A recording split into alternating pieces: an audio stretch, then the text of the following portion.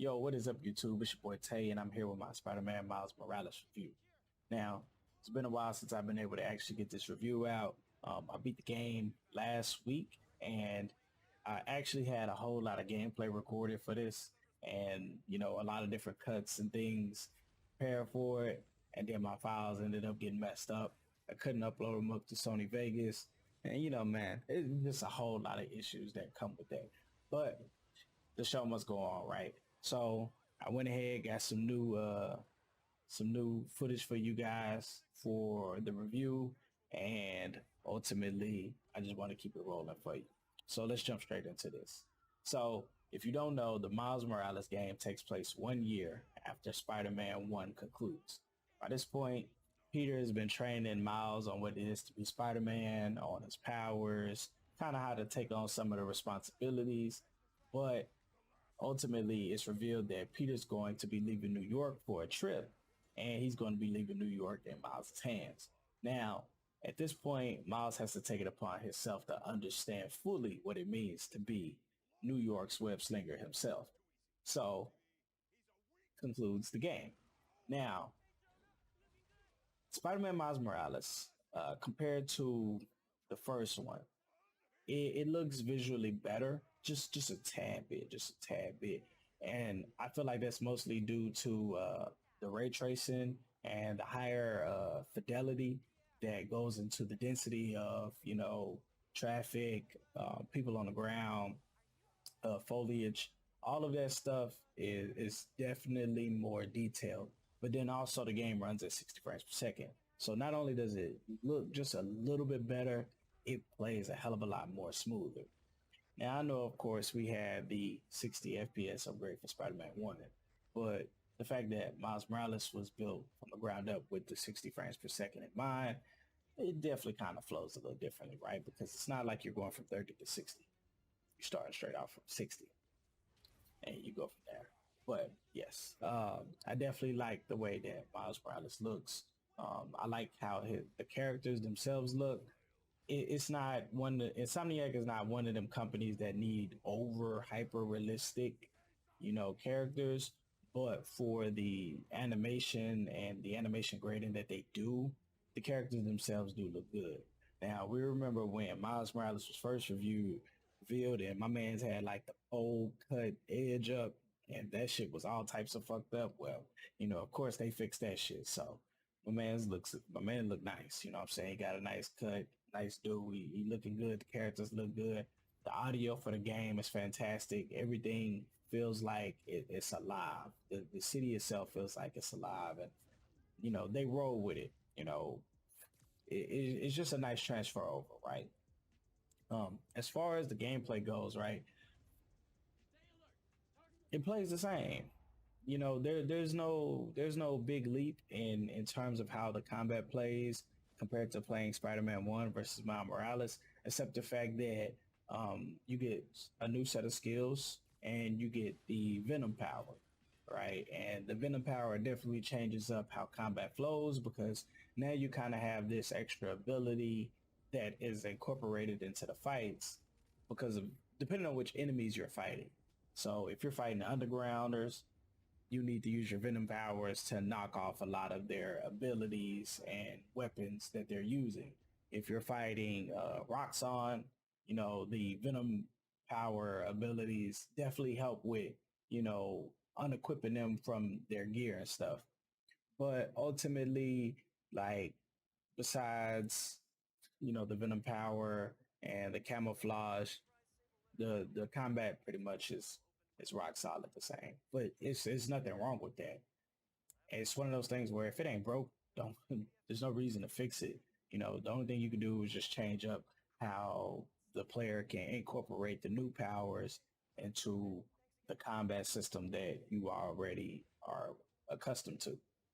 And it definitely provides a lot of freestyle and variation, um, with the Venom power added into the mix. Now, the camouflage ability, it doesn't really add much to what combat is, except the fact that, you can, if you're in a stealth situation, you can pretty much restart that stealth situation if you get caught. Or you can unlock a skill where if you get caught, or when you're about to get caught, it automatically activates the stealth. So besides those two powers, combat of the game feels exactly the same. Controls feel exactly the same. As far as the enemy variation and the enemies that are involved, like I said, you have the Undergrounders, you have Roxxon, and then of course you have your local, Rikers Island prisoners. And, they don't have any much variation besides some, for some reason, have access to these crazy ass rocket launchers or a full ass arsenal of weapons that they just so happen to find in the back of the truck. At this point, I feel like there's somebody working from the inside out to get these Rikers prisoners everything that they need. There's no reason that this guy should have a random ass rocket launcher. It just makes no sense. Now, as far as Roxxon goes, you have to have your private military company within, like, the Spider-Man game. Of course, in the first Spider-Man game, you had Silver Sable's entire PMC company. And so, of course, you got to have a private military company for Miles to fight, right? It only makes sense. And of course, these people are owned by the big ass corporation that you're ultimately trying to take down. And then you have the Undergrounders, of course, which are kind of your I can't think of the guys from the first Spider-Man, but the mass syndicate, the guys with the hollow powers, as I like to call them.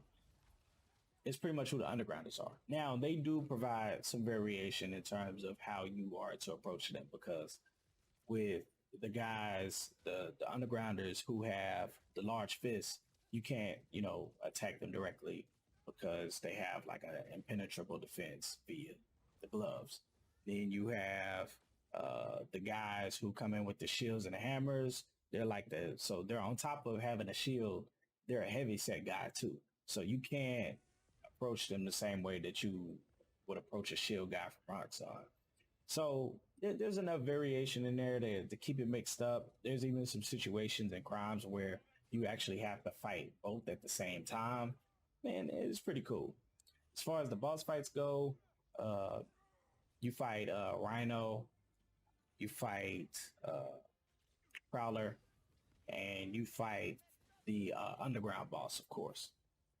And within fighting those people, they all have their own move sets. They all have their own specialties, and they all have their own way of beating them. Like, I know originally with Rhino, it was just using your Venom power. Then ultimately, Rhino gets employed by Roxxon. So now you have to use, your Venom power on top of other means to stop him or wear him down so that you're able to beat him up.